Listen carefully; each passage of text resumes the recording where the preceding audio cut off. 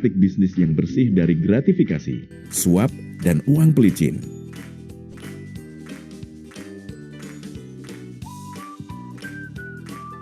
Ditambah dengan organisasi masyarakat sipil untuk mengawasi pelaksanaan pelayanan publik.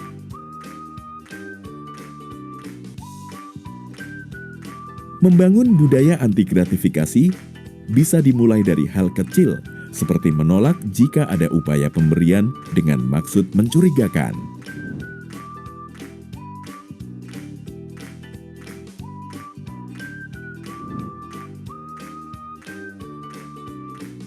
Ayo, mulai dari diri sendiri, jadikan perilaku anti gratifikasi kebiasaan kita. Untuk melaporkan gratifikasi, klik goal.kpk.go.id. Klik kpk.go.id/gratifikasi untuk info lengkap soal gratifikasi.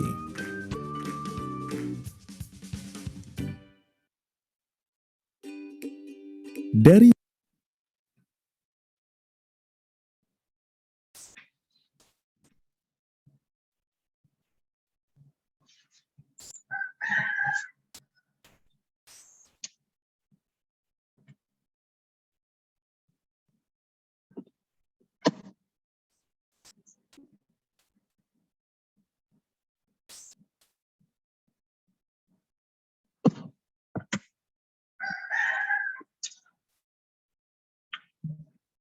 Izin rekan-rekan, apakah suara saya terdengar jelas? Siap, kurang jelas.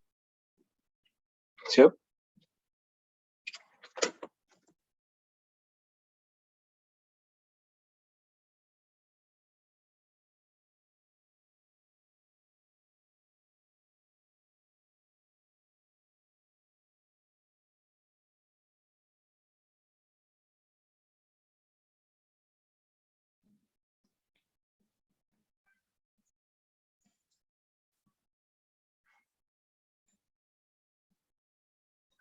Ya, rekan-rekan, apakah suara saya terdengar? Siap, jelas. Jadi Pak Fani, apakah cara bisa kita mulai?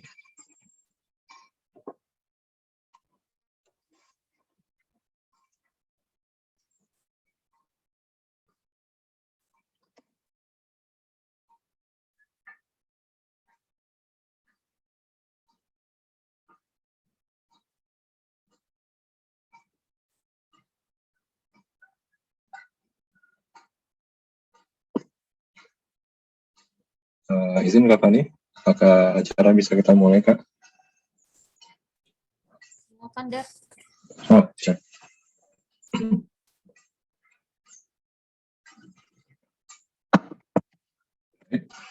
Assalamualaikum warahmatullahi wabarakatuh. Salam sejahtera bagi kita semua.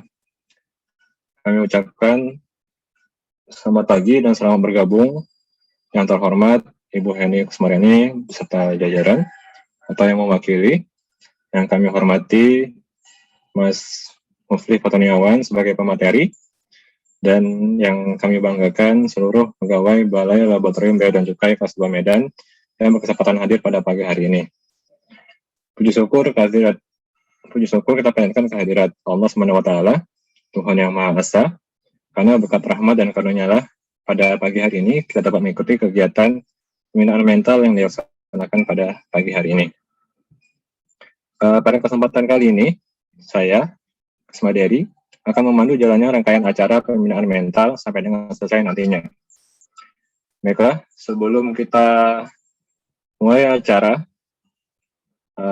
izinkan saya untuk menyampaikan beberapa susunan acara pada kegiatan pagi hari ini. Acara pertama yaitu pembukaan, kedua sambutan, ketiga materi dan tanya jawab, empat penutup. Baik, Bapak, Ibu, dan serta rekan-rekan yang kami hormati, memasuki acara pertama yaitu pembukaan. Marilah kita buka kegiatan mental kita pada pagi hari ini dengan doa. Berdoa sesuai dengan agama dan kepercayaan masing-masing. Berdoa dimulai.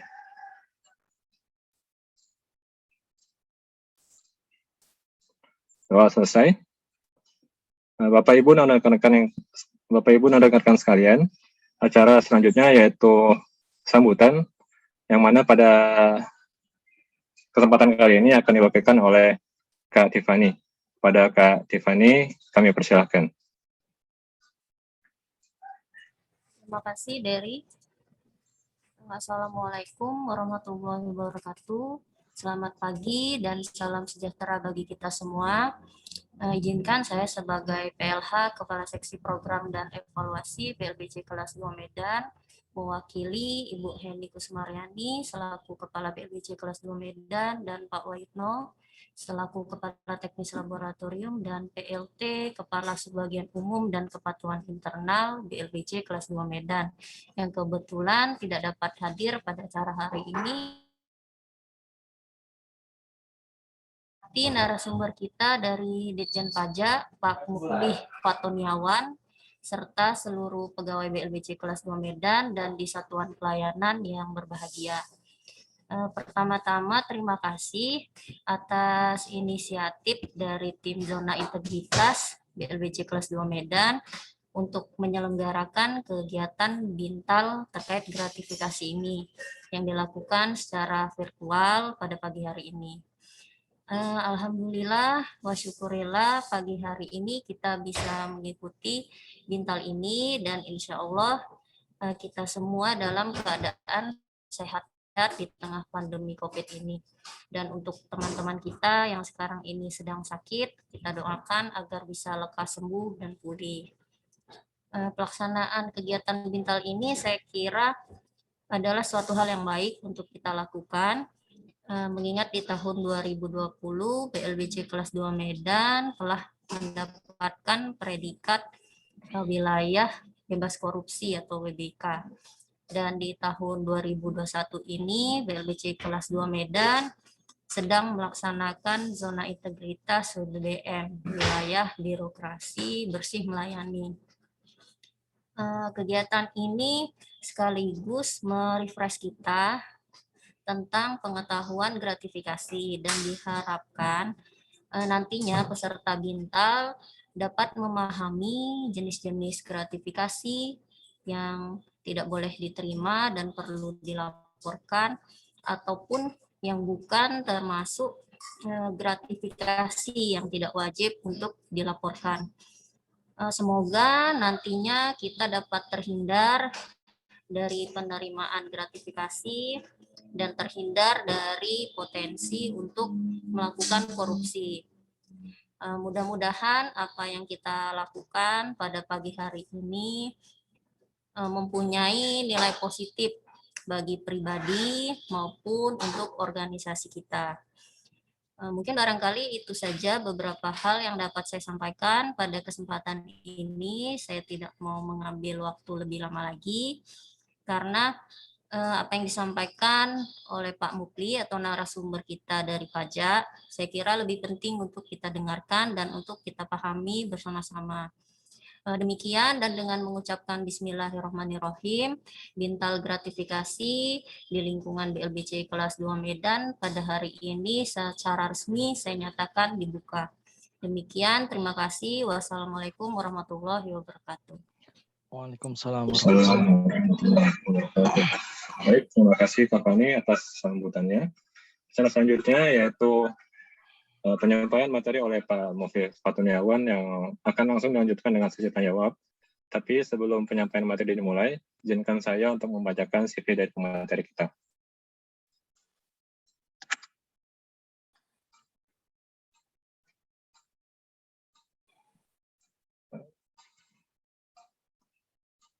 Baik.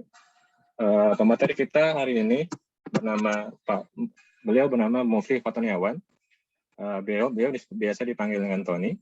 Asal Probolinggo, Jawa Timur, kini berdomisili di Tangerang Selatan. Status menikah dengan 2 anak.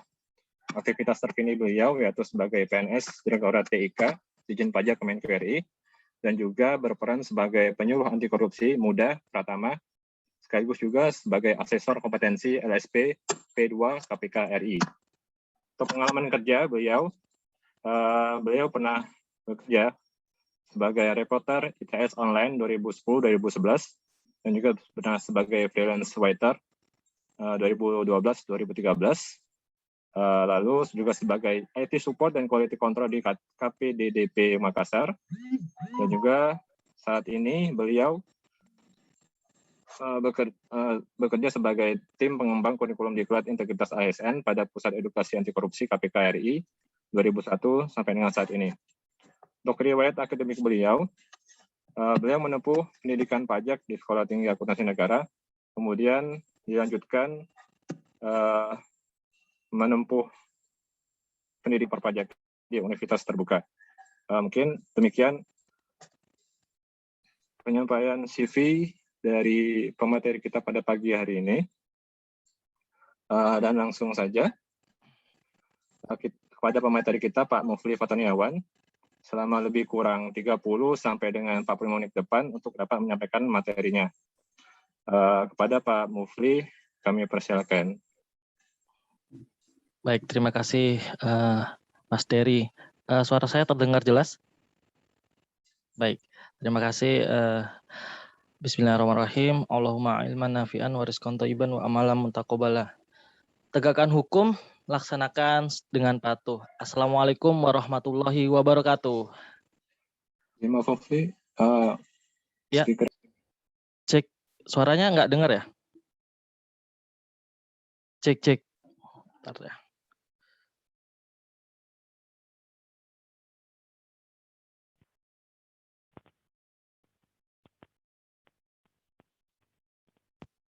Halo, cek. Suaranya nggak dengar ya? Oke, bentar ya.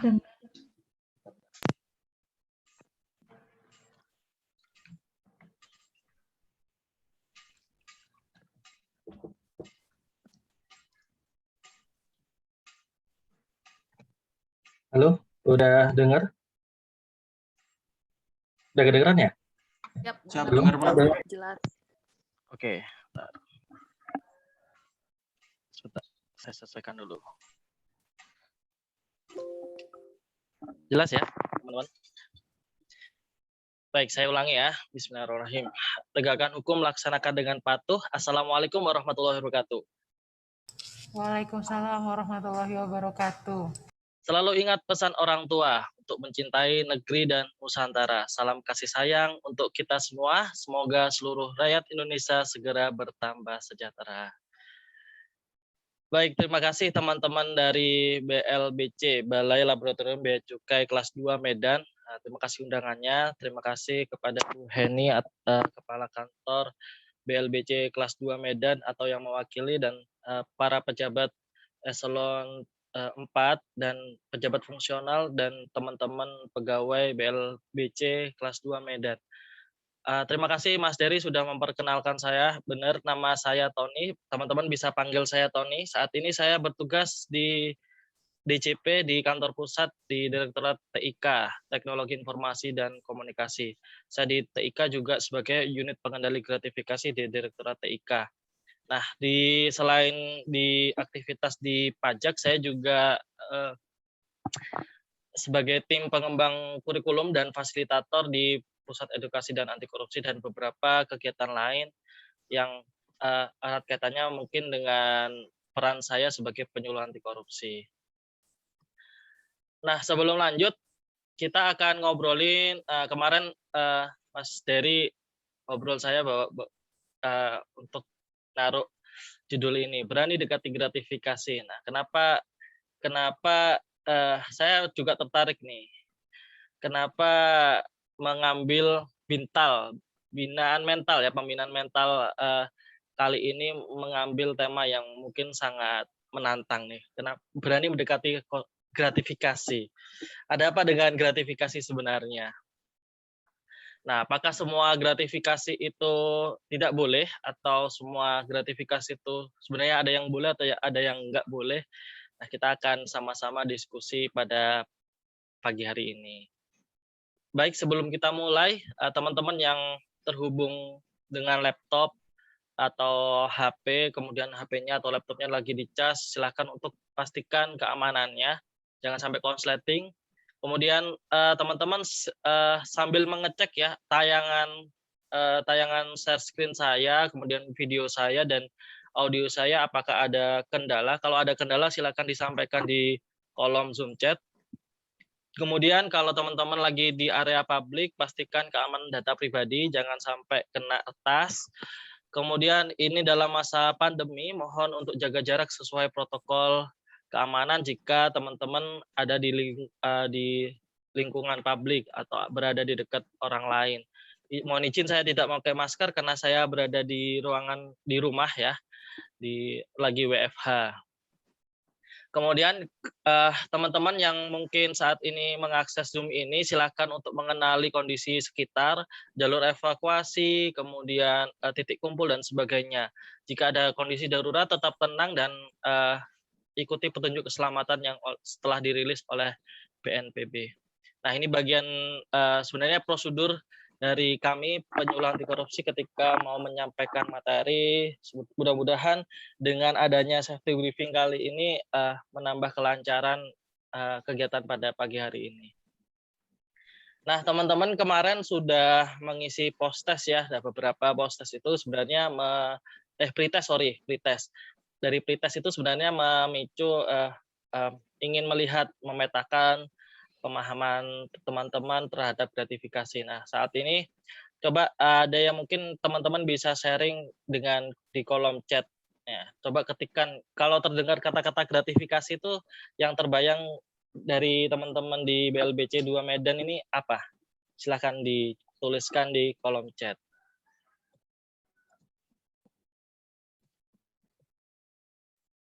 Hadiah, ya Pak Satpel, Pak Wahid, hadiah benar. Terus ada lagi? Dapat parcel, oke, menarik nih. Uang, oke, menarik. Satu lagi mungkin amplop, oke. Terima kasih teman-teman. Kalau mau lanjut menyampaikan pendapat tentang gratifikasi, silahkan di kolom chat. Saya lanjutkan. Jadi dari teman-teman ada Pak Wahid, kemudian Ibu Hasmita, kemudian Kak Alia, Kak Fahmi, itu rata-rata hadiah, parcel, uang, suap. Wah, menarik nih. Gratifikasi itu suap. Apakah gratifikasi itu suap? Nah, amplop kosong percuma. Ya, baik. Kita akan bahas ini. Kita akan coba dari teman-teman yang sudah sampaikan ini, apakah benar gratifikasi itu uap? Apakah semua hadiah itu juga gratifikasi dan sebagainya? Nah, ini kenapa saya tanyakan, karena hasil survei partisipasi publik tahun 2019 dari responden segmen masyarakat hanya 37% yang mengetahui istilah gratifikasi.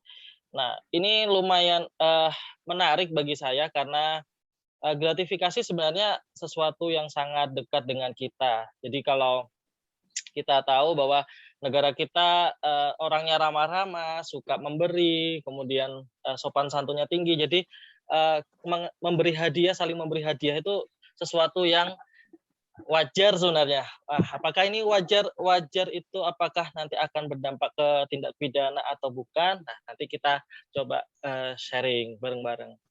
Nah, dari 37 ini kan kelihatan bahwa sebenarnya gratifikasi itu sesuatu yang kurang akrab di telinga masyarakat kita. Bahkan mungkin gratifikasi hanya diistilahkan sebagai salah satu tindak pidana korupsi, padahal nanti kita lihat apa itu gratifikasi. Kemudian 13% responden dari segmen pemerintah yang pernah melaporkan terkait gratifikasi.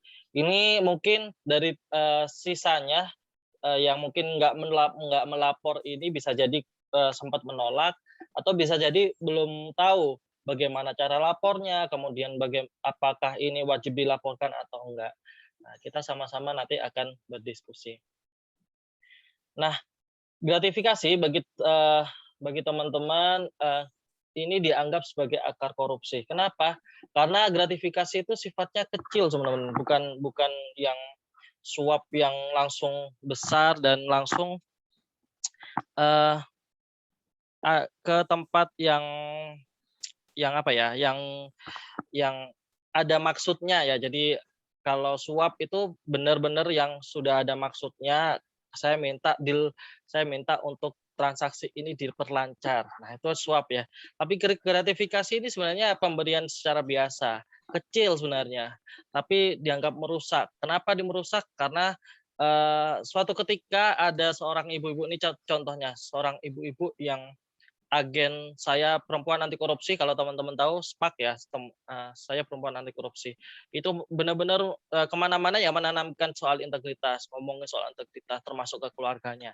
Suatu saat anaknya terlambat bangun dan ibunya juga terlambat bangun, akhirnya terlambat ke sekolah. Ibunya sudah panik dan sebagainya. Kemudian diantarlah dan anaknya tidak bisa masuk ke dalam sekolah, tapi ibunya langsung pulang ya. Keesokan harinya beberapa hari kemudian juga begitu juga ya, terlambat lagi datang ke sekolah. Tapi kali itu anaknya lebih tenang gitu. Terus dan menyampaikan ke ibunya, "Ibu, tenang saja, nggak perlu takut, nggak perlu panik gitu ya." Ibunya nggak perlu takut intinya. Terus ibunya sedikit kaget. Kenapa kok nggak takut atau nggak panik? Padahal salah ya. Terus si anak menyampaikan, "Ibu, kemarin Bapak Sapam, Bapak X ya, Bapak Sapam ini yang menjemput saya memasukkan ke dalam sekolah." Kagetlah hati ibu itu. Gundah gulana lah intinya, karena selama ini dibangun integritas ternyata di ada kejadian itu kaget ya, apa yang membuat satpam itu memilih anaknya dan memasukkan anaknya, padahal sebenarnya pantas untuk dihukum karena terlambat. Usut punya usut ternyata kebiasaan ibunya yang antar jemput kemudian memberikan uang tips misalkan 5.000, 10.000, 5.000, 10.000 terus gitu kepada Bapak Sapam, padahal sebenarnya biasa saja ya, pemberian itu suatu yang lumrah lah kalau di kita tuh sebenarnya lumrah.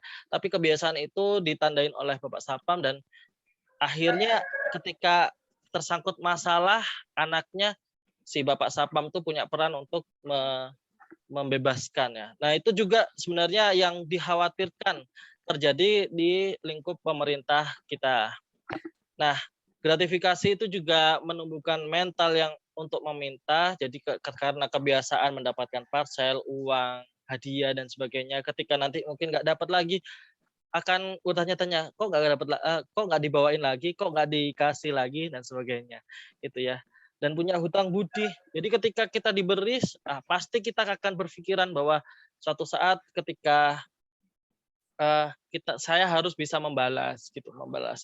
Nah, kalau kita nggak bisa membalas hal yang sama, misalkan hadiah kue dibalas dengan kue, tapi ketika kita dikirimin kue, makanan dan sebagainya, parcel dan sebagainya, terus kita nggak bisa memberikan sesuatu, yang kita berikan adalah pelayanan publik yang seharusnya tidak bisa diberikan. Misalkan kemudahan-kemudahan tertentu dan sebagainya. Padahal itu tidak diatur dalam undang-undang, peraturan kita dan sebagainya. Nah, ini yang salah. Makanya gratifikasi itu mulai tahun 2001 dimasukkan dalam pasal tersendiri di Undang-Undang Tipikor, termasuk kejahatan yang luar biasa. Kenapa luar biasa? Karena sebenarnya kecil, teman-teman, tapi dampaknya luar biasa. Kalau teman-teman lihat dampak korupsi itu benar-benar bukan cuma uang yang dikorupsinya, tetapi kerusakan yang diakibatkan, kemudian biaya yang harus ditanggung pemerintah untuk memperbaiki kerusakan yang diakibatkan oleh koruptor itu. Makanya APBN kita tuh kesusahan untuk dicapai ya, salah satunya karena lah koruptor ini. Kita lanjutkan.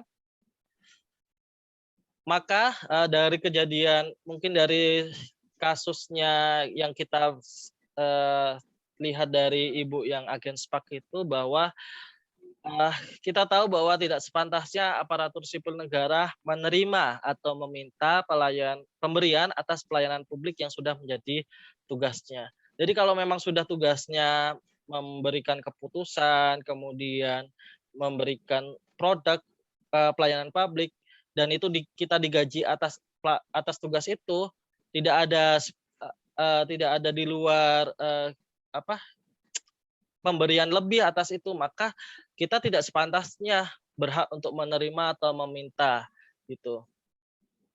Pernah suatu ketika saya waktu dulu awal-awal masuk ke Ditjen Pajak, ada orang saya masuk di front office, kemudian orang meminta membuat NPWP. Dan sebenarnya waktu itu antriannya sepi, jadi yang seharusnya SOP-nya 1 hari, karena tidak ada antrian, akhirnya saya bisa selesaikan 15 menit. Bapaknya itu saya suruh tunggu. Ketika selesai, saya diberi selesai, dia kaget karena terlalu cepat ya, cepat prosesnya cepat sekali, karena memang nggak ada antrian sama sekali. Kemudian saya langsung diberikan amplop. Saat itu juga sebenarnya waktu itu sempat berpikir, mungkin 5 detik pertama berpikir, karena kondisinya ketika pertama kali magang kan mungkin uangnya nggak banyak. Kemudian saya merantau juga di kota besar, jadi kebutuhan saat itu juga ini kalau saya terima mungkin bisa buat makan siang atau sampai makan malam dan sebagainya lah ya, pikirannya ke sana. Tapi setelah saya pikir-pikir lagi, ya kalau saya terima di sini ya saya akan selesai di sini karir dan perjalanan pegawai negeri sipil saya. Nggak ada namanya Tony sebagai pegawai negeri sipil saat ini. Kira-kira seperti itu. Jadi yang sudah sewajarnya ya kita berikan gitu. Dan teman-teman yang stakeholder pemerintah juga tidak seharusnya memberikan hadiah atau pekerjaan kepada ASN yang sudah digaji, asalnya juga dari uang pajak, dari APBN, dari uang rakyat juga. Jadi kalau stakeholder pemerintah itu memberi sesuatu kepada ASN atau aparatur negara, itu sebenarnya dia 2 kali memberi loh kepada aparatur negara itu. Jadi rugi sebenarnya. Nah, kenapa fraud ini bisa terjadi, teman-teman? Nah, jadi kenapa mungkin teman-teman sudah bisa melihat di lingkungan sendiri-sendiri, mungkin tusinya masing-masing, saya juga begitu. Ketika saya mungkin baru UJT dengan nanti mungkin sudah menjadi pejabat, promosi dan sebagainya, itu akan berbeda, teman-teman. Potensi untuk melakukan fraud itu lebih banyak gitu. Makanya kenapa ini harus dipahami, karena orang itu ketika punya kesempatan atau opportunity itu lebih banyak untuk bisa melakukan fraud. Kemudian ketika makin ada tekanan mungkin dari pihak luar, mungkin tekanan politik, mungkin tekanan dari atasan atau tekanan dari rekan-rekan atau tekanan dari kebutuhan keluarga gitu misalkan, itu juga bisa mengakibatkan fraud. Gitu, untuk mendorong untuk fraud. Kemudian ketika punya kapasitas nih, teman-teman mungkin kalau saya umpamakan saya ya, kalau di teman-teman di pajak itu punya kapasitas untuk memberikan keputusan terutang pajak. Nah, ketika ini bedanya, ketika teman-teman saya yang baru masuk ke pajak misalkan tidak bisa untuk memberikan surat keputusan pajak, artinya saya juga tidak punya peluang untuk berbuat macam-macam atas keputusan pajak. Namun ketika saya ketika nanti punya kapasitas, bisa jadi peluang itu ada karena saya punya kapasitas untuk memberikan keputusan produk hukum. Kemudian rasionalisasi. Nah, ini yang erat kaitannya dengan gratifikasi. Kenapa? Karena pemberian itu dianggapnya adalah yang rasional, sesuatu yang sudah wajar, sewajarnya bisa diterima oleh kita. Jadi ketika pemberian itu terasa oh ini sesuatu yang wajar saja kita terima, maka itulah titik di mana fraud itu bisa masuk. Nah, ini pengenalan saja teman-teman. Jadi dari delik tipikor ini di Undang-Undang Nomor 31 Tahun 99, junto Undang-Undang Nomor 20 Tahun 2001 tentang pemberantasan tindak pidana korupsi, ada 30 delik sebenarnya, 30 delik tindak pidana korupsi yang dikelompokkan menjadi 7 kelompok, yaitu perbuatan curang, suap menyuap, benturan kepentingan dalam pengadaan, perbuatan pemerasan terkait kerugian negara, penggelapan jabatan, dan ini yang baru adalah gratifikasi.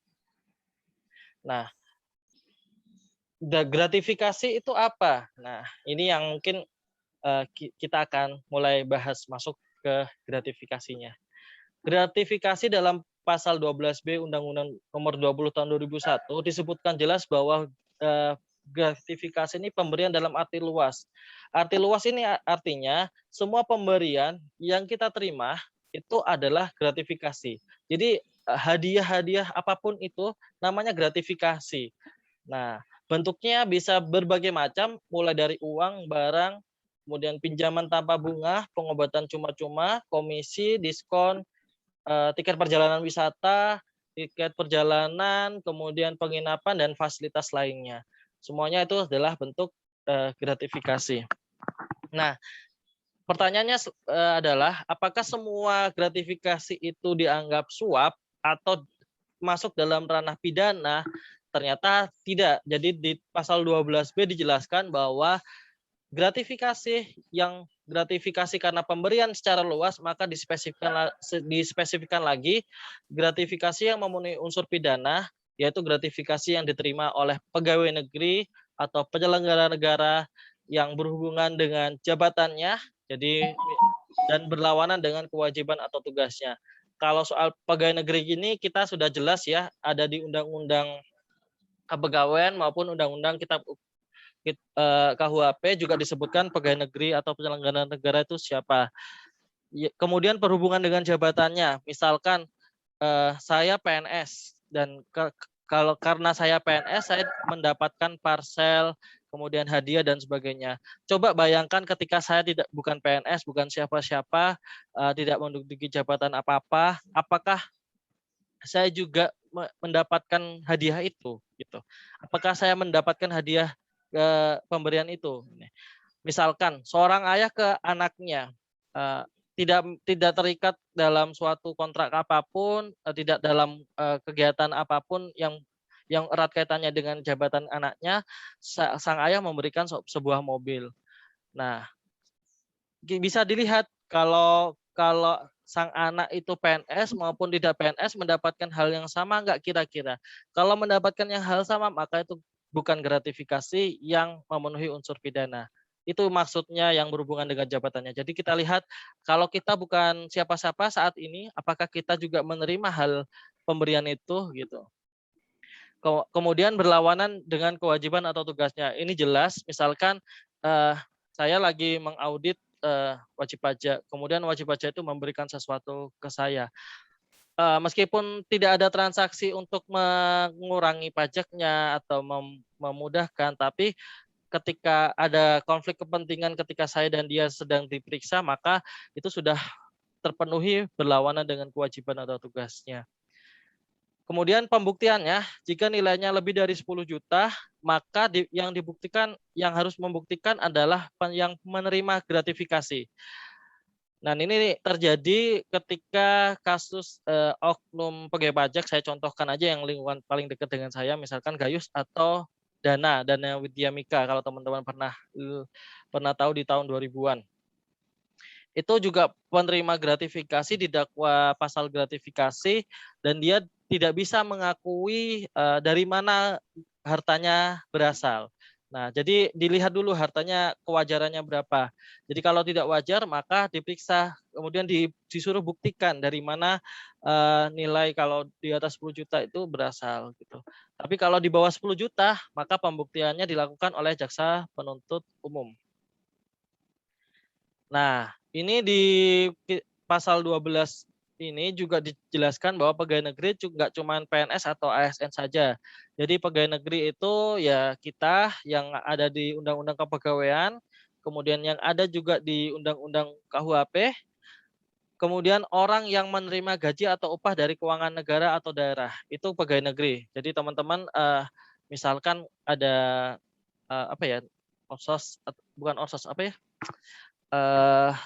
honorer ya atau tenaga bantu di kantor kita, dan dia digaji juga dari keuangan negara atau dianggarkan dari DIPA kita. Nah, itu adalah termasuk bisa disebut sebagai pegawai negeri.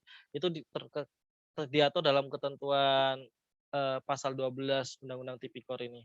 Kemudian orang yang menerima gaji atau upah dari suatu korporasi yang menerima bantuan dari keuangan negara atau daerah itu juga pegawai negeri. Kemudian orang yang menerima gaji atau upah dari korporasi lain yang mempergunakan modal atau fasilitas dari negara atau masyarakat. Itu termasuk pegawai negeri. Makanya kalau teman-teman BUMN juga bisa tersandung kasus gratifikasi karena dia juga termasuk dalam didefinisikan sebagai pegawai negeri.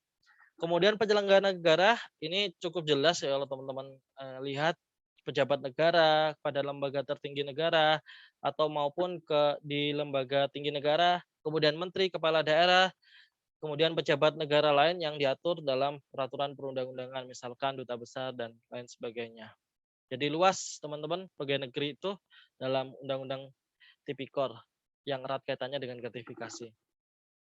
Nah, ini perlu dibedakan antara suap, pemerasan, dan gratifikasi. Kenapa? Karena perlakuan hukumnya akan berbeda. Perlakuan hukumnya berbeda, jenis pidananya juga berbeda, kemudian pengenaan terhadap pelakunya dan korbannya, misalkan yang lebih utama sebenarnya pelakunya itu berbeda. Jadi kalau penyuapan itu sifatnya transaksional, ada meeting of mind, jadi ada kesepakatan dibayar berapa untuk keputusan apa atau untuk mengubah keputusan apa. Ini transaksional antara pemerintah atau pegawai negeri atau penyelenggara negara atau oknum pegawai negeri dengan pengusaha atau pemerintah atau pengusaha atau masyarakat atau stakeholdernya. Itu ada transaksional. Kalau di kami biasanya wajib pajak, kemudian penyedia barang dan jasa dan sebagainya. Itu erat kaitannya. Nanti teman-teman mungkin bisa petakan sendiri nanti di BLBC kelas 2 Medan itu apa kira-kira yang mungkin stakeholder yang perlu kita waspadai ada potensi fraud-nya. Kemudian kalau pemerasan itu yang aktif adalah pegawai negeri atau penyelenggara negaranya. Misalkan ada kasus di Jawa Tengah ini, dulu pernah ada. Jadi di Jawa Tengah itu ketika mau ada kepala dinas, ada seseorang yang akan naik jabatan kepala dinas, maka harus membayarkan sesuatu hal atau berapa nilainya, berapa puluh juta untuk disetorkan kepada kepala daerah pada saat itu.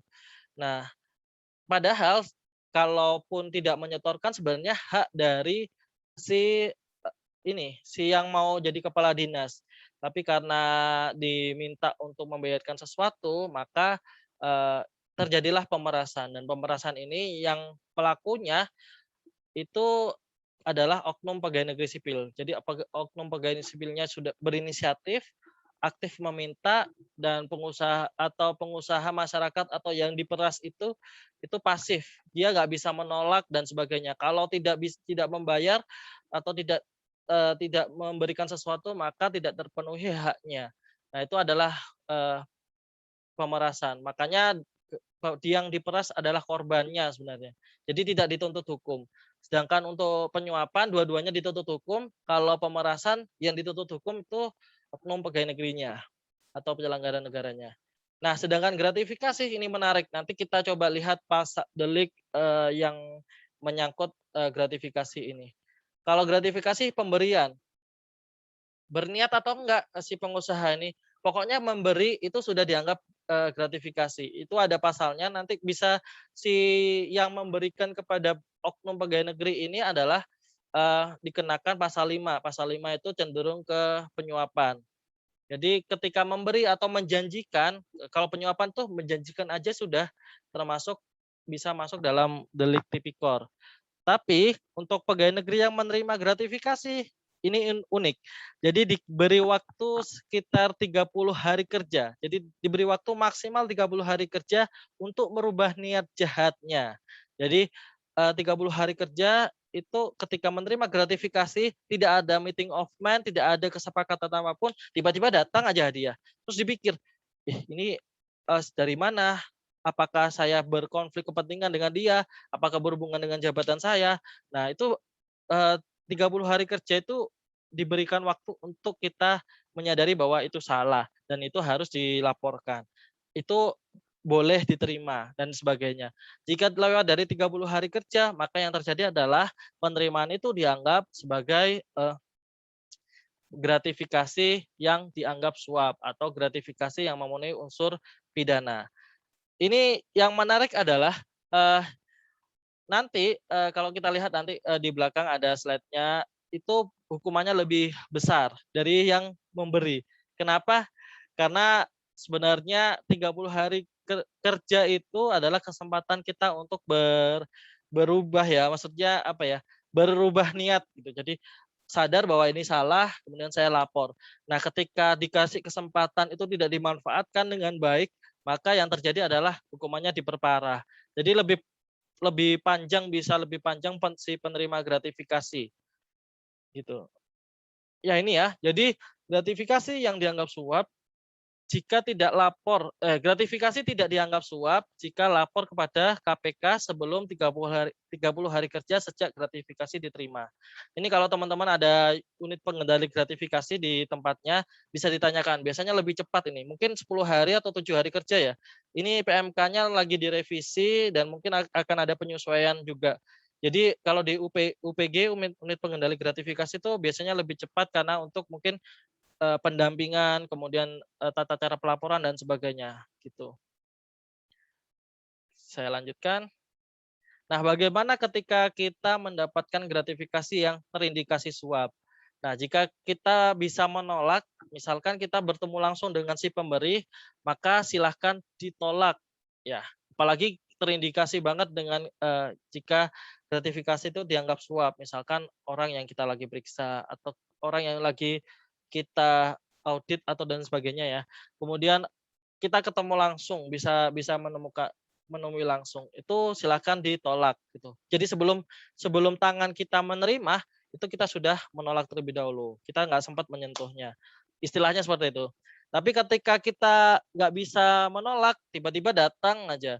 Kemudian atau lewat kurir atau lewat apalah ada yang membawakan, tidak diberikan secara langsung, itu diterima dan dilaporkan. Apalagi misalkan teman-teman dalam keadaan yang sulit, misalkan lagi memeriksa pengaudit di wilayah yang terpencil dan cuman aksesnya terbatas. Jadi kalau misalkan saya nggak terima, mungkin nyawa saya terancam, kemudian bahaya dalam bahaya mengancam jiwa gitu ya. Silahkan menerima dan nanti ketika sudah kembali dalam keadaan aman, silahkan melaporkan gitu. Atau teman-teman ragu jenis gratifikasinya, ini boleh diterima atau enggak ya? Atau ini wajib dilaporkan atau enggak gitu. Jadi bisa diterima terlebih dahulu kemudian dilaporkan. Nah, kalau saya sudah membahas tentang berarti ada gratifikasi yang wajib dilaporkan dan tidak wajib dilaporkan ya. Ada gratifikasi yang boleh, ada yang gratifikasi yang tidak boleh gitu. Ada yang gratifikasi yang memenuhi unsur pidana, ada yang tidak memenuhi unsur pidana. Jawabannya iya teman-teman. Jadi tidak semua gratifikasi itu memenuhi unsur pidana. Tapi gratifikasi itu awalnya adalah pemberian dalam arti luas. Jadi mindsetnya kita sekarang kalau kita menerima sesuatu katakan bahwa ya ini gratifikasi. Nah, tapi apakah memenuhi unsur pidana? Nah, kita baru coba kita nanti lihat lagi. Nah, di gratifikasi ini berlaku seperti PPN ya, kalau teman-teman tahu. PPN itu kan semua barang atau jasa dikenakan PPN kecuali beberapa list ada listnya. Nah, gratifikasi juga begitu. Gratifikasi pada dasarnya adalah pemberian yang wajib dilaporkan gitu ya. Namun kecuali ada beberapa gratifikasi atau pemberian yang tidak wajib dilaporkan. Nah, ini untuk memudahkan pegawai negeri untuk atas keraguan kategori gratifikasinya, boleh atau tidak. Ini sesuai dengan Perka nomor 2 tahun 2019 tentang pelaporan gratifikasi yang diterbitkan tanggal 5 November 2019. Ini sayangnya PMK kita masih diperbarui, jadi saya nggak bisa memberikan sesuai dengan PMK yang sekarang ada itu tahun 2017 PMK kita. Jadi saya masih menunggu penyesuaian dari PMK tersebut, perubahan PMK tersebut sesuai dengan mengacu ke Perka KPK RI. Gitu. Kalau saya sampaikan itu ada beberapa hal yang nggak diatur dalam PMK itu termasuk negatif listnya ini.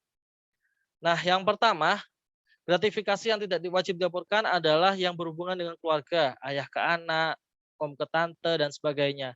Sepanjang tidak memiliki konflik kepentingan. Misalkan tiap lebaran itu tante selalu memberikan uang, misalkan uang ke anak-anaknya. Mulai dari kecil sampai dia sudah kerja, selalu memberikan uang apa ya namanya, uang lebaran lah ya, uang lebaran. Nah itu boleh diterima kalau memang sudah wajar ya, tidak memiliki konflik kepentingan. Tapi suatu saat misalkan ternyata tantenya itu ikut tender di kantor kita, ikut proses lelang di kantor kita, atau sebagai penyedia barang jasa yang kita lagi butuhkan di kantor kita. Terus tiba-tiba ternyata tantenya ini sering tiba-tiba di luar di luar rutinitas lebaran itu memberikan sesuatu lagi. Ya, itu bisa dikategorikan sebagai gratifikasi yang wajib dilaporkan karena ya sudah punya konflik kepentingan, kemudian tiba-tiba keluar dari rutinitas yang nggak wajar gitu. Kemudian yang kedua, keuntungan atau bunga dari penempatan dana, investasi atau kepemilikan saham pribadi yang berlaku umum. Jadi teman-teman kalau punya reksadana, kemudian bermain saham dan sebagainya, keuntungannya boleh dinikmati asalkan berlaku umum. Misalkan pegawai negeri sipil, kemudian pegawai negeri sipil di sana, di sini, kemudian masyarakat umum, pegawai swasta dan sebagainya, itu sama punya hak atas keuntungan atau bunga itu. Berarti itu adalah yang berlaku umum gitu. Yang cara membedakannya ketika berlaku umum itu gini. Jadi ketika saya PNS dan saya bukan PNS itu punya hak yang sama. Itu namanya berlaku umum, teman-teman. Kemudian yang ketiga, manfaat bagi peserta koperasi atau organisasi berdasarkan keanggotaan yang berlaku umum. Jadi ada ketika teman-teman ikut koperasi, kemudian dapat SHU ya, sisa hasil usaha misalkan dalam setahun, kemudian diatur tuh di dalam peraturan koperasinya sekian persen untuk sekian yang menyetorkan iurannya dan sebagainya. Dan semua sama diatur, maka itu namanya berlaku secara umum. Boleh tidak dilaporkan. Kemudian seminar kit yang berbentuk perangkat modul atau alat tulis yang serta sertifikat yang diperoleh dari kegiatan resmi kedinasan seperti rapat, seminar, workshop, konferensi, pelatihan atau kegiatan yang sejenis yang berlaku umum itu boleh. Jadi semua orang dapat yang sama, tidak membeda-bedakan, itu diperkenankan untuk diberi gitu ya. Menerimanya boleh. Selanjutnya, hadiah tidak dalam bentuk uang atau alat tukar lainnya yang dimaksudkan sebagai alat promosi atau sosialisasi sepanjang tidak memiliki konflik kepentingan. Misalkan, biasanya sih kalau di tempat saya misalkan ada penyedia atau stakeholder kita memberikan kalender ya, kalender biasanya ada kalender terus kemudian logonya mereka dan sebagainya. Itu kan salah satu media promosi mereka juga gitu, juga nggak masalah, nggak apa-apa. Tidak perlu dilaporkan. Kemudian prestasi akademis atau non akademis yang diikuti dengan biaya sendiri seperti kejuaraan, perlombaan, kompetisi tidak terkait kedinasan itu diperbolehkan. Misalkan teman-teman punya hobi atau punya kemampuan lari atau kemampuan balapan, misalkan di luar pekerjaannya ya gitu, dan tidak terikat kedinasan, mendaftar perlombaan, kemudian menang dapat podium. Nah, ada uang tunai di situ. Itu tidak apa-apa, tidak wajib dilaporkan karena pemberian itu tidak terkait kedinasan. Dan siapapun yang menang mendapatkan hadiahnya. Gitu. Selanjutnya, penerimaan hadiah atau beasiswa atau tunjangan baik berupa uang, barang yang kaitannya dengan peningkatan prestasi kerja yang diberikan oleh pemerintah atau pihak lain sesuai peraturan perundang-undangan yang berlaku. Jadi kalau teman-teman misalkan berprestasi kemudian dapat hadiah dari Ibu Menteri, itu kemudian dinaikkan tunjangannya atau mendapatkan tunjangan khusus yang itu diatur dalam ketentuan peraturan undang-undang atau Bu Menteri mengeluarkan PMK atau KMK dan sebagainya, itu diperkenankan teman-teman. Jadi boleh untuk menerima undangan itu. Atau paling tidak dianggarkan dalam DIPA. DIPA kan salah satu salah satu produk dari undang-undang sebenarnya, peraturan sebenarnya. Kemudian hadiah langsung atau undian atau diskon rabat, voucher, point rewards, atau souvenir yang berlaku umum dan tidak terkait kedinasan. Ini misalkan dari perusahaan travel yang mengeluarkan diskon atau voucher Rp100.000 ke semua pelanggan yang dalam setahun melakukan perjalanan, gitu ya. Semua pelanggan baik PNS maupun bukan PNS dan tidak terkait kedinasan itu boleh diterima. Tapi misalkan perusahaan travel itu bekerja sama dengan atau menyediakan tiket kita dalam rangka kedinasan, kemudian dari beberapa perjalanan kedinasan itu kita mendapatkan voucher lagi dan sebagainya, maka itu gratifikasi yang wajib dilaporkan. Kalau teman-teman yang lain sama-sama mendapatkan voucher yang sama gitu, baik PNS maupun bukan PNS, itu berlaku umum ya teman-teman, tidak terkait kedinasan. Selanjutnya, kompensasi profesi di luar kedinasan yang tidak terkait dengan tupoksi, tidak memiliki konflik kepentingan, dan tidak melanggar aturan internal instansi pegawai atau kode etik. Ini banyak terjadi, misalkan teman-teman punya keahlian lain di bidang lain, misalkan IT, punya tugasnya di kantor adalah memeriksa di laboratorium, tapi di luar dia punya kemampuan IT dan dia konsultan IT misalkan dan sebagainya. Kalau di institusinya tidak melanggar kode etik, itu tidak apa-apa dan tidak apa-apa untuk menerima kompensasinya gitu. Honor kah dan sebagainya. Tidak punya konflik kepentingan, tidak melanggar kode etik, itu tidak masalah. Kemudian selanjutnya, kompensasi yang diterima terkait kedinasan seperti honor, transportasi, akomodasi, dan pembiayaan yang telah ditetapkan oleh standar biaya penerima gratifikasi atau SBM ya di tempat kita, standar biaya masukan, tidak ada pembiayaan ganda, tidak ada benturan kepentingan, dan tidak melanggar aturan, itu boleh. Jadi kalau misalkan kita di tempat tertentu ditugaskan untuk menjadi narasumber, kemudian ada honor yang bisa diterima. Misalkan dari instansi kita itu sudah dibebankan honor atas kegiatan kita, maka di instansi yang kita datangin itu tidak boleh menerbitkan honor. Begitu juga sebaliknya, karena khawatir ada pembiayaan ganda. Selanjutnya, karangan bunga sebagai ucapan yang diberikan dalam acara pernikahan, kelahiran, kematian, dan sebagainya itu diperkenankan, teman-teman. Tidak apa-apa. Kemudian penyelenggaraan pernikahan, kelahiran, akikah, baptis, khitanan, dan potong gigi, atau upacara adat agama lain yang paling banyak dengan batasan nilai per pemberian Rp1.000.000. Nah, ini banyak dicontohkan kalau teman-teman dengar berita ada beberapa pejabat yang lapor karena diberi gratifikasi lebih dari 1 juta. Iya benar. Amplop pernikahan anaknya gitu ya. Ada itu beberapa.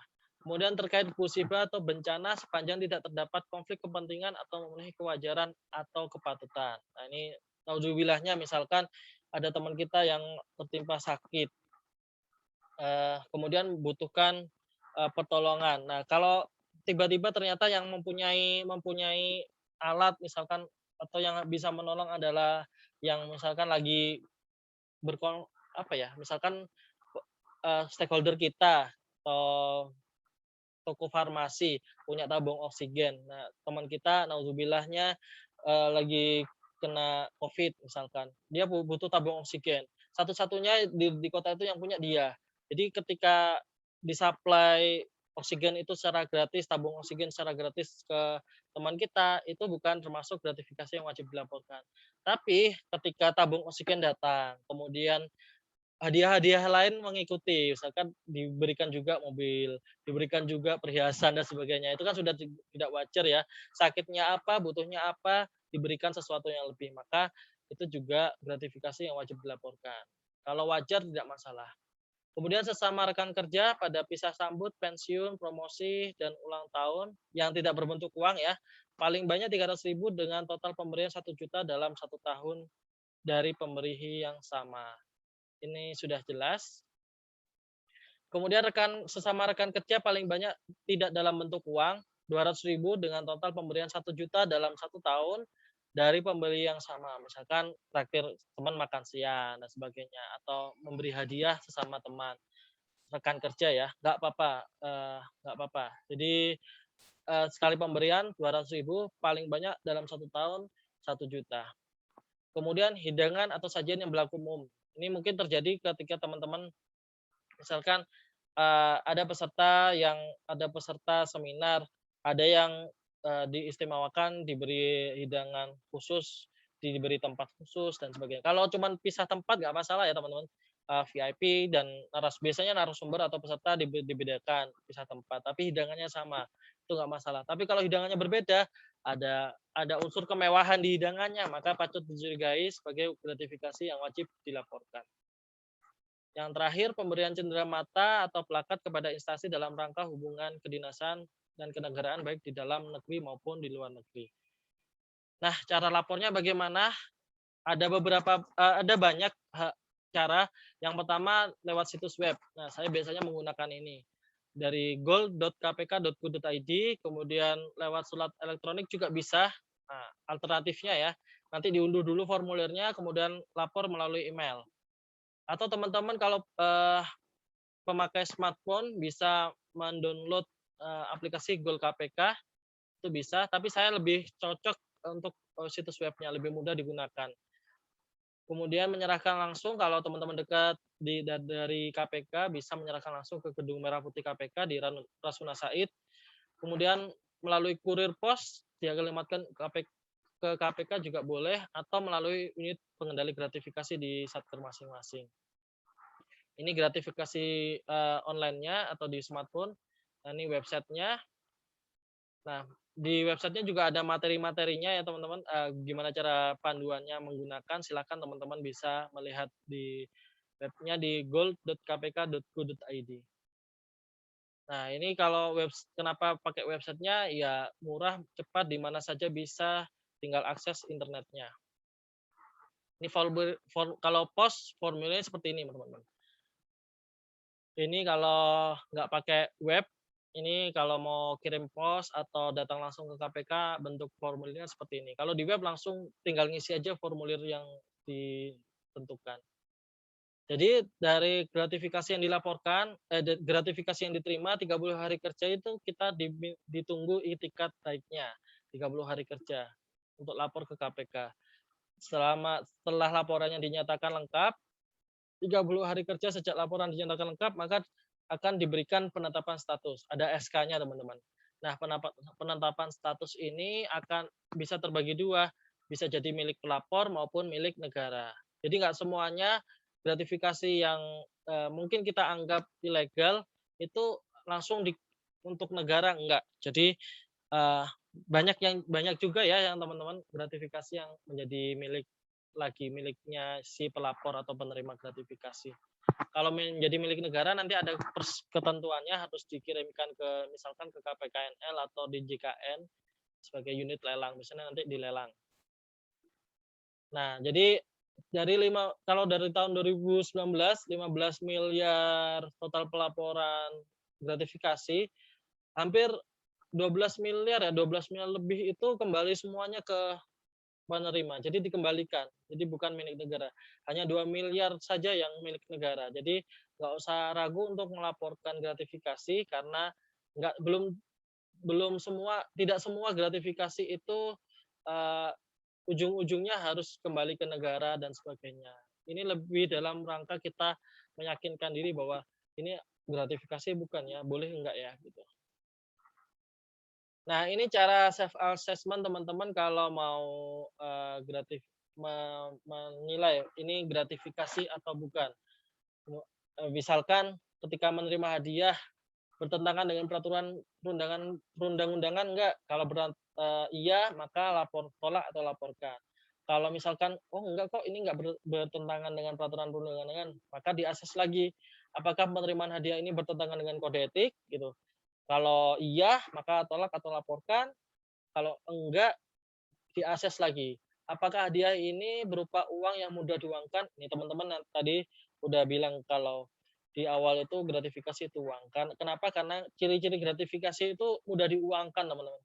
Jadi ciri-ciri yang mudah diuangkan itu biasanya yang disukai, dan itu memang lebih istilah koruptor itu lebih safe gitu. karena pelacakannya lebih susah di Undang-Undang TPPU. Nah, kalau berupa uang atau mudah diuangkan, maka tolak atau laporkan. Kalau mungkin enggak, silahkan diakses lagi apakah penerimaan itu berhubungan dengan agenda, keputusan penting, atau berhubungan dengan pemberi. Kalau iya, maka tolak atau laporkan. Kalau mungkin enggak ada kok keputusan yang harus saya berikan kepada pemberi, maka coba diakses lagi. Jika kita mengumumkan pemberian itu kepada media orang lain atau media massa atau media sosial kita, apa kita merasa malu dengan pemberian itu? Kalau merasa malu berarti ada sesuatu yang janggal di pemberian itu, nggak wajar ya. Kita sudah bisa menilai sebenarnya, hati kita sudah bisa menilai kalau pemberian itu tidak wajar, maka silakan tolak atau laporkan. Jika memang mungkin, oh enggak kok, wajar kok ini, menurut saya nggak apa-apa kalau diberitahu ke orang lain, maka diakses lagi. Pernahkah menerima hadiah lain dari pemberi yang sama? Misalkan Mas Dery memberikan saya, besoknya Mas Dery lagi, kemudian Mas Dery lagi. Mas Dery itu rutin, ya, misalkan setiap Lebaran gitu dan sebagainya, gitu. Misalkan ya, jadi itu nggak apa-apa. Jadi itu bisa jadi boleh dapat dipertimbangkan untuk terima. Tapi kalau memang khawatir akan terjadi konflik kepentingan dan misalkan khawatir terganggu integritas teman-teman, apalagi punya potensi untuk konflik kepentingan, maka silakan ditolak atau dilaporkan. Nah, dampak pidananya, kita akan ngobrolin dampak pidana ke pemberinya dulu. Pemberinya rata-rata mungkin bukan kita ya teman-teman. Jadi pemberinya itu, ini. Pemberinya itu dikenakan pasal 5 dalam Undang-Undang Tipikor. Pasal 5 ini cenderung ke penyuapan. Coba kita lihat bunyi pasalnya, pasal A dan B-nya, poin A dan B-nya, memberi atau menjanjikan sesuatu kepada pegawai negeri. Dan yang B juga gitu, memberi kepada pegawai negeri atau penyelenggara dengan berhubungan dengan sesuatu yang bertentangan kewajibannya, tidak dilakukan dalam jabatannya, atau supaya pegawai negeri atau penyelenggara tersebut berbuat atau tidak berbuat sesuatu dalam jabatannya. Nah ini kan, berbuat atau tidak berbuat sesuatu, bahkan tidak untuk mungkin stakeholder kita memberikan tidak untuk apa-apa kok, nggak untuk mengubah apapun, itu sudah masuk ke ranah penyuapan. Bisa di penjara paling singkat 1 tahun dan paling lama 5 tahun, atau pidana denda paling sedikit 50 juta dan paling banyak 250 juta setiap orang. Ini untuk pemberinya. Sedangkan untuk kita misalkan kita cenderung yang menerima ya teman-teman, cenderung kita banyak yang mungkin butuh atau merasa berterima kasih dengan pelayanan publik yang kita berikan, maka hati-hati karena pidananya bisa seumur hidup atau pidana penjara paling singkat 4 tahun, paling lama 20 tahun, dan dendanya paling sedikit 200 juta dan paling banyak 1 miliar. Ini perbandingan dari pemberi dan penerimanya luar biasa. Lagi-lagi kenapa sangat jauh perbandingannya? Karena ada kesempatan 30 hari kerja untuk menolak, 30 hari kerja untuk melaporkan. Itu kesempatan yang diberikan. Kalau 30 hari kerja tidak melaporkan, maka sudah keterlaluan gitu ya istilahnya di hukum ini. Maka paling sedikit 4 tahun, padahal tadi si penyuap itu paling lama 5 tahun ya, beda sedikit. Kalau denda di penerimanya paling sedikit 200 juta, kalau si pemberinya paling banyaknya 250 juta. Sangat jauh.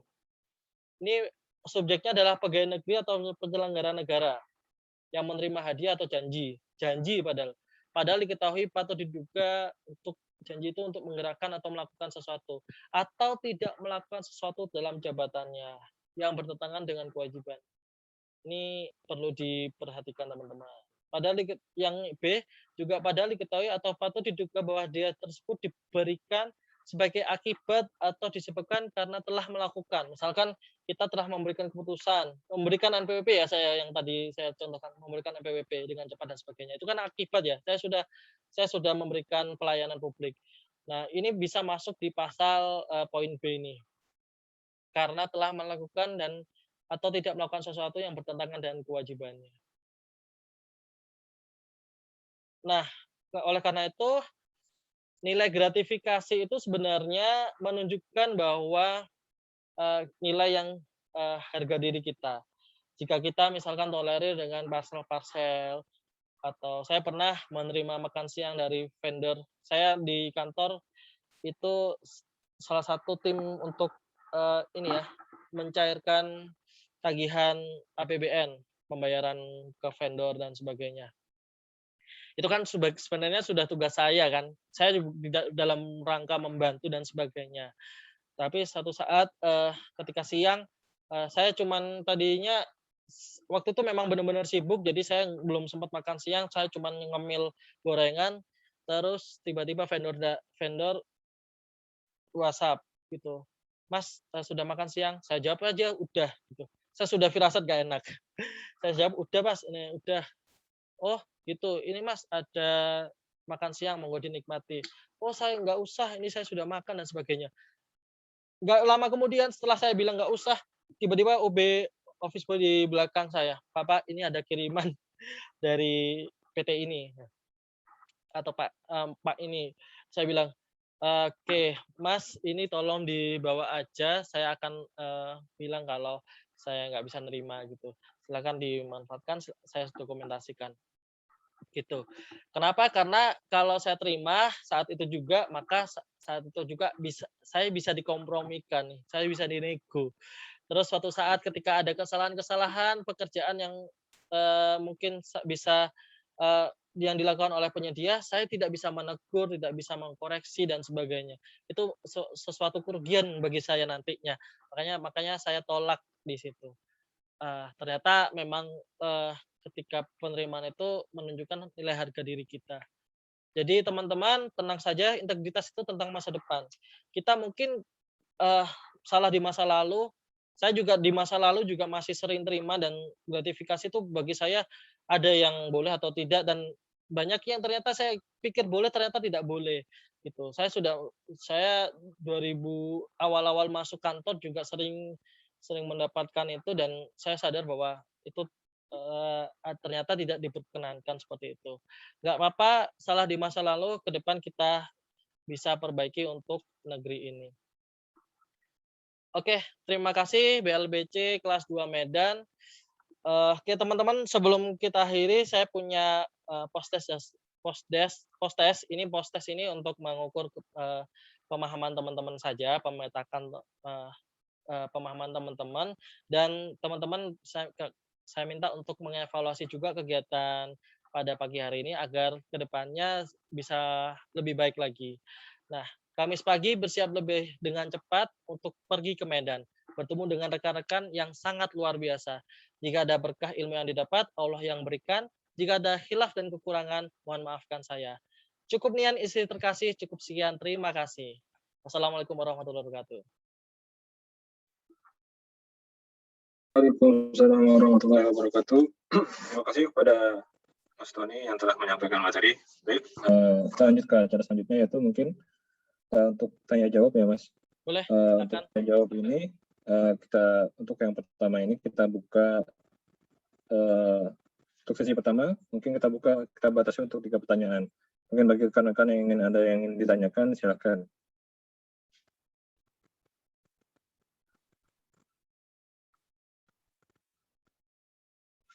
Apakah ada yang ingin ditanyakan rekan-rekan? Atau masih ada yang bingung tentang ratifikasi boleh ditanyakan.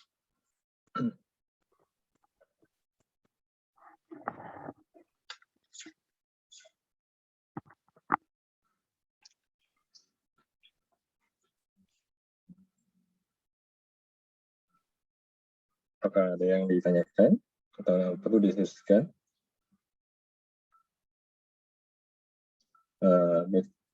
Jika tidak ada, apakah ada? Izin, Der. Oh, siap Bang. Siap Bang. Mohon izin kepada Mas Mufli, kepada pimpinan dan juga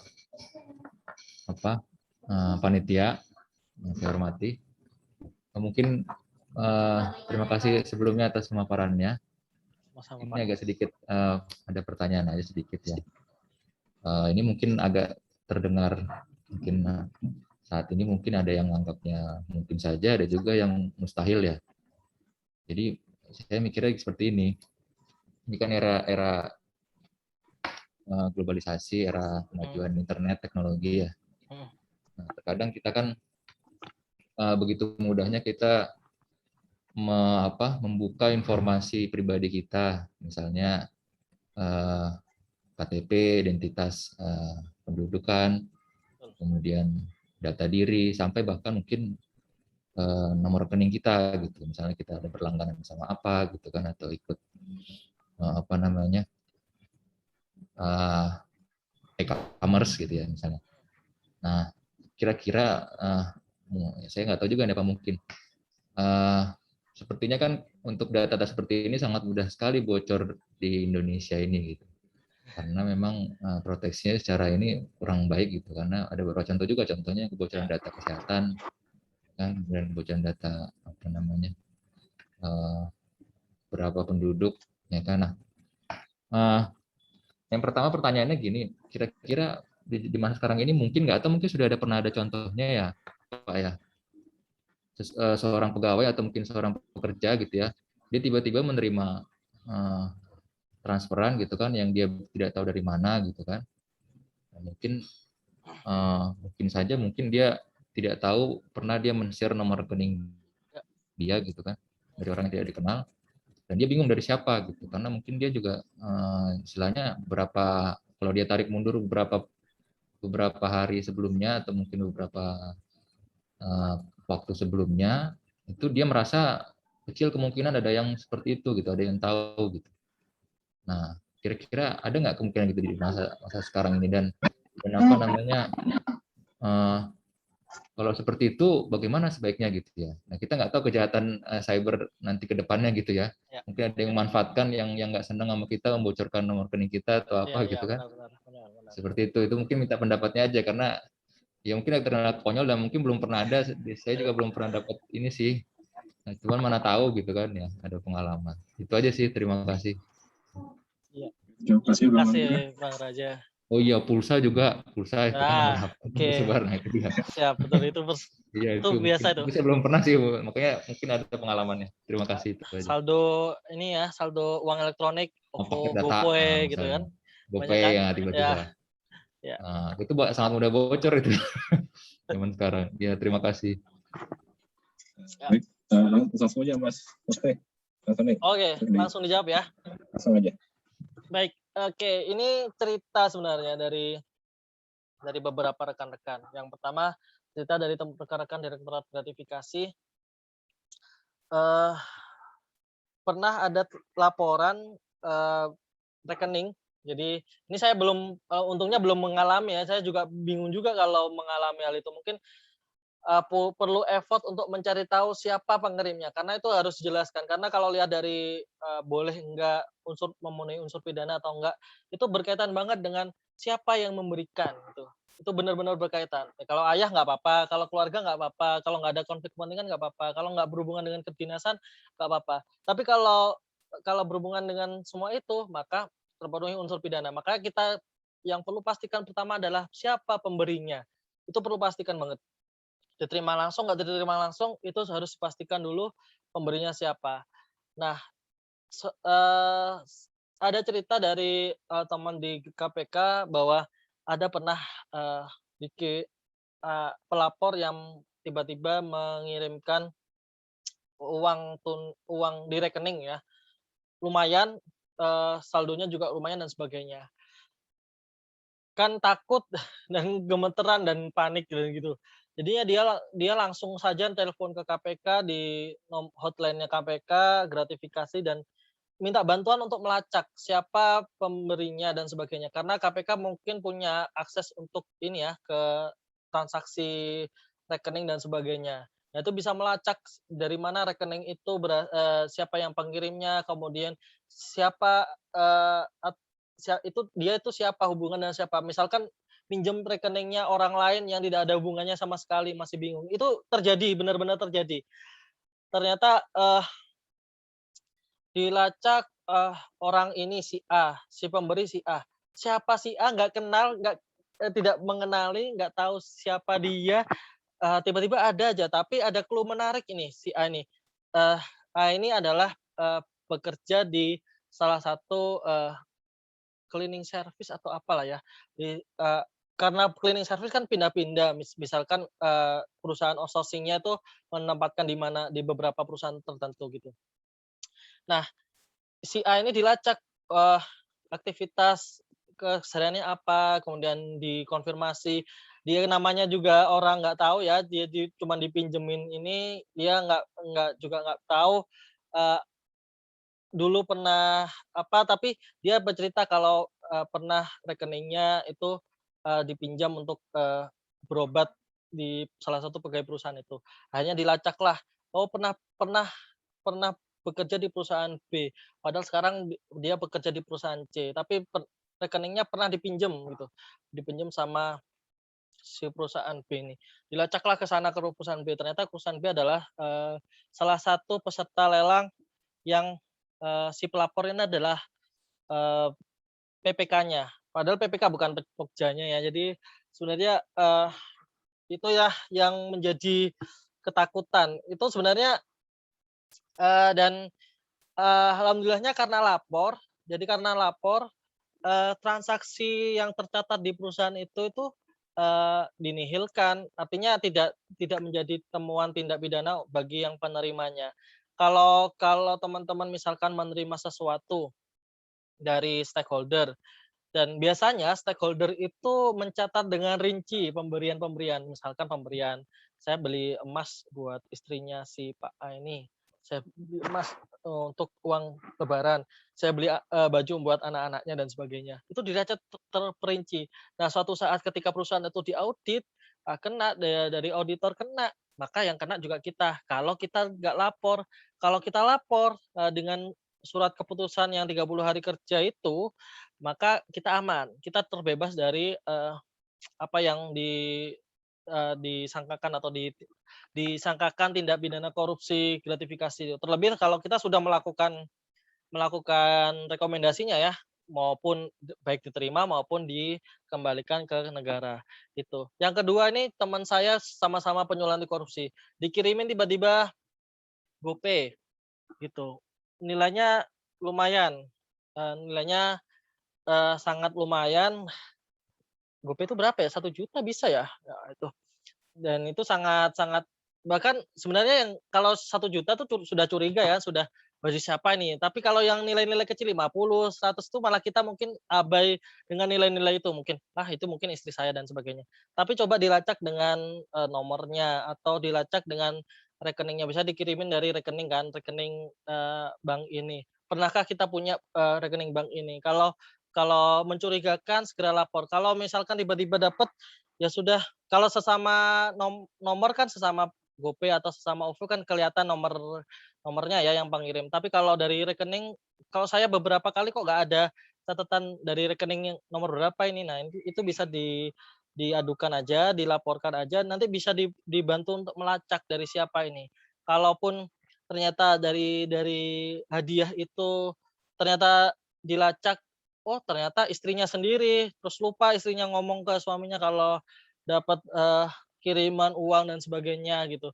Nah, itu nggak masalah. Jadi nanti, di surat keputusan rekomendasinya bilang kalau itu milik si pelapor gitu. Tapi makanya, pelaporan ini penting karena untuk kita tahu ini dari siapa ya. Ini kita akan dibantu, ini dari siapa, ini buat apa, maksudnya apa, modusnya apa dan sebagainya. Dan ini menjadi keamanan kita ketika kita menerima, gitu. Belum tentu kita misalkan kita terima, tapi kita tidak lapor dan kita tidak menikmati, belum tentu kita tidak dipidana ya nanti kalau teman-teman. Misalkan kita ternyata tiba-tiba mendapatkan kiriman emas, atau apa ya, mobil lah ya, mobilnya nggak pernah dipakai, udah di garasi, "Ah, saya nggak mau pakai, itu pemberian dari sini sini sini," tapi nggak pernah lapor teman-teman. Nah, itu juga terjadi, itu bisa jadi tetap di tindak pidana korupsi gratifikasi karena tidak ada laporan atas itu. Meskipun mobilnya nggak pernah kepake karena dia tak sadar kalau itu adalah yang berkonflik kepentingan. Masalahnya karena nggak lapor itu akan tidak bisa dibuktikan bahwa itu punya niat baik atau enggak gitu. Nggak tahu ya nanti ketika di persidangan apakah dia bisa membuktikan dia tidak berniat jahat atau enggak, tapi kalau tidak lapor konsekuensinya itu pasti akan diperiksa terlebih dahulu. Kalau lapor ya selesai di waktu ketika dikonfirmasi punya surat rekomendasinya selesai, gitu aja. Itu kira-kira Bang Raja. Terima kasih. Siap, terima kasih. Baik, terima kasih Mas Tony. Bagaimana Bang Raja dengan jawabannya? Apakah ada yang ditambahkan atau yang ditanggapi? Cukup Dir, terima kasih informasi sama sharingnya. Jadi menambah kewaspadaan. Terima kasih Bang. Terima kasih. Oke, siap. Terima kasih Bang Raja dan Mas Tony. Mungkin dua lagi ya untuk penanya. Mungkin ada yang ingin bertanya kembali. Dipersilahkan.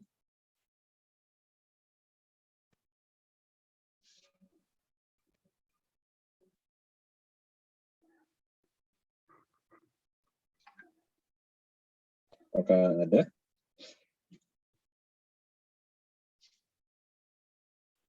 Baik, jika tidak ada, kita masuk ke sesi selanjutnya, yaitu acara keempat, penutupan. Sebagai penutupan, mungkin kita bisa dokumentasi foto bersama dan diharapkan bagi yang mungkin ada kesempatan bisa menghidupkan seluruh kamera untuk diambil dokumentasinya.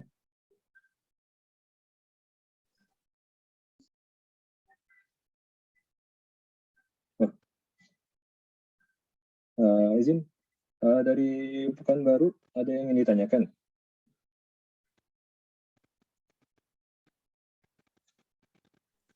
Ya, Assalamualaikum warahmatullahi wabarakatuh. Izin Bang, ada Ya, siap. sedikit yang mau ditanyakan Bang. Oh, siap. Masih bisa Bang? Silakan. Masih bisa, silakan. Halo? Ya, dipersilakan Mas. Halo, silakan Mas. Ya, halo? Ya, silakan Mas. Iya, Assalamualaikum Pak. Izin, Bang. saya Bagus dari Lab Pekanbaru.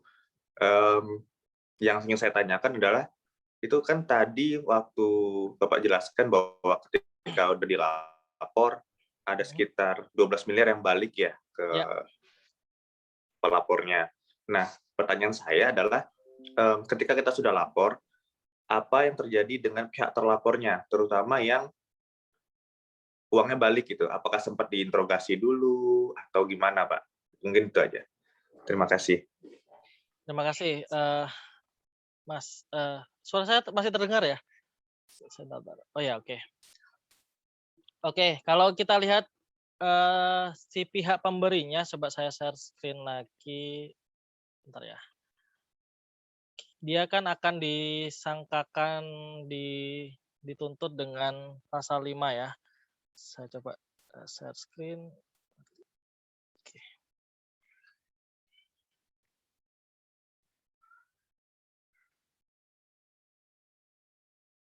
Ya. Jadi pemberi gratifikasi akan dituntut pasal 5 ini. Jadi ketika dia memberi atau menjanjikan sesuatu, jadi proses pemberiannya sudah ya atau janjinya sudah. Itu berarti pasal ini sudah berlaku. Maka tuntutan hukumnya itu sebenarnya sudah berlaku meskipun nanti misalkan pemberiannya dikembalikan gitu. Pemberiannya dikembalikan. Tapi sebenarnya ketika kalau saya lihat ketika pemberiannya dikembalikan itu rata-rata akan tidak diproses juga ketentuan hukumnya karena tidak memenuhi unsur-unsur lain, misalkan menjanjikan sesuatu dengan maksud supaya pegawai negeri atau penyelenggara berbuat sesuatu atau tidak berbuat sesuatu yang bertentangan kewajibannya. Nah, ini apa dilihat dulu. Misalkan pemberian ayah ke anaknya. Oke, dilaporkan gratifikasi oleh anaknya. Kemudian didapatkan rekomendasi bahwa itu menjadi hak milik. Nah, atas ayahnya yang ngasih itu apakah dituntut hukum? Nah, dilihat juga apakah memenuhi pasal ini, bertentangan dengan kewajibannya ini apa tidak.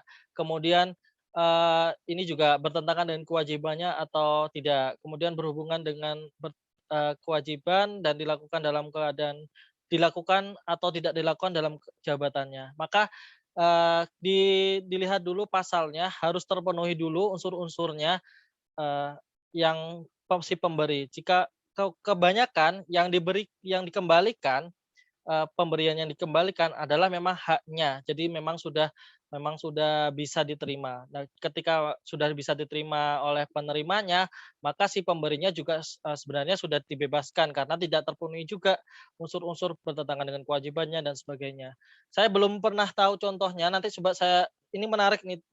Saya coba tanyakan lagi ke pegawai teman-teman di Direktorat Gratifikasi, apakah pernah atas rekomendasi gratifikasi yang ditolak gratifikasi yang dikembalikan kepada pelapornya, itu si pemberinya juga tetap dipidanakan apa pernah atau belum? Dan kalau pernah kasusnya seperti apa? Nanti coba saya cari tahu dulu ya ke teman-teman pegawai ini. Nanti kalau hasilnya mungkin sharing dengan teman-teman bisa saya sharingkan ke Mas Dery biar teman-teman Mas Dery bisa menyampaikan ke teman-teman naik lagi gitu ya. Izin Pak, terima kasih atas jawabannya. Tapi mungkin saya ada studi kasus sedikit nih Pak. Boleh. Karena kan pada kenyataannya sebenarnya ketika kita, misalnya terutama nanti kalau kita udah jadi orang tua Pak, atau mungkin orang tua kita ada yang pejabat lah segala macam. Nah, ketika menikahkan anaknya, itu kan seringkali menerima amplop yang lebih dari nominal seharusnya Pak. Benar. Biasanya kadang di atas 1 juta. Nah, itu mungkin studi kasus yang saya maksudkan seperti itu Pak. Apakah nanti ketika menerima amplop lebih dari 1 juta, apakah semuanya harus dilaporkan? Apakah semuanya bakal di BAW atau gimana? Mungkin itu aja Pak. Terima kasih. Oke, terima kasih. Nah, itu ini yang menarik nih. Kalau dari sejauh yang mungkin saya nanti mungkin bisa tanya lagi ke teman-teman yang di penindakan. Apakah sampai di situ misalkan ketika kita lapor ada pejabat menikahkan anak, kemudian ada yang memberikan di atas 2 juta, atas laporannya itu dia direkomendasikan untuk dikembalikan uangnya ke negara. Nah, yang memberi apakah kena pasal ini ya, Mas ya, gitu ya maksudnya ya? Kena pasal 5 ini apa enggak? Nah, ini menarik ini.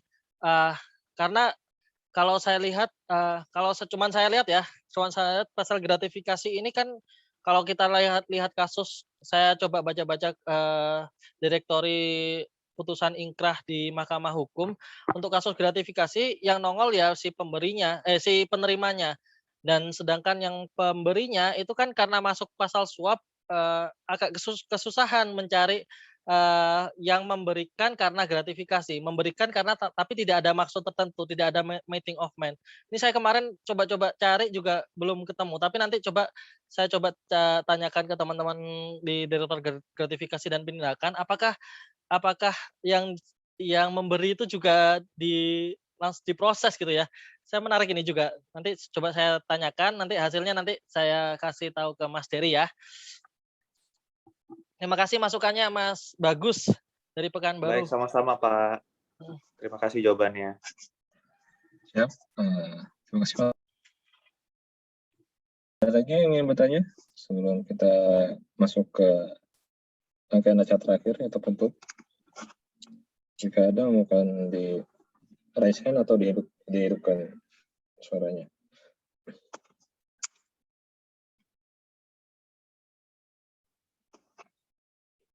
Baik, apakah ada lagi yang ingin ditanyakan atau didiskusikan?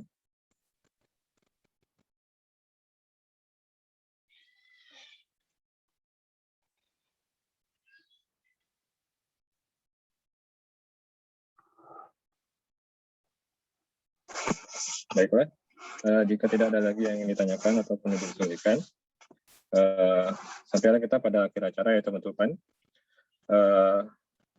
Sekali lagi saya ucapkan terima kasih kepada Mas Mufli Kurniawan Sama-sama. atas materi yang telah disampaikan. Semoga apa yang beliau sampaikan dapat menambah pengetahuan kita sekaligus memperkuat integritas kita, Amin. serta menumbuhkan mental yang tidak berani untuk mendekati bahkan melakukan hal-hal yang terindikasi yang mengandung unsur-unsur gratifikasi, Amin. sehingga dapat mewujudkan sikap pribadi yang bersih dalam melayani.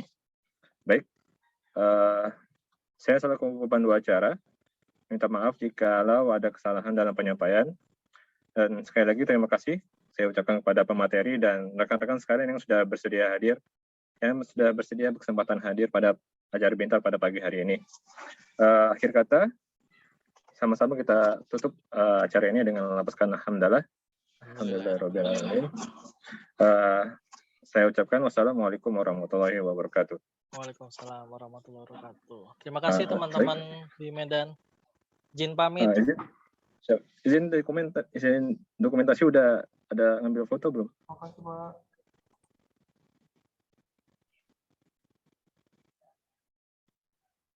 Izin untuk dokumentasi, apakah udah ada dokumentasi?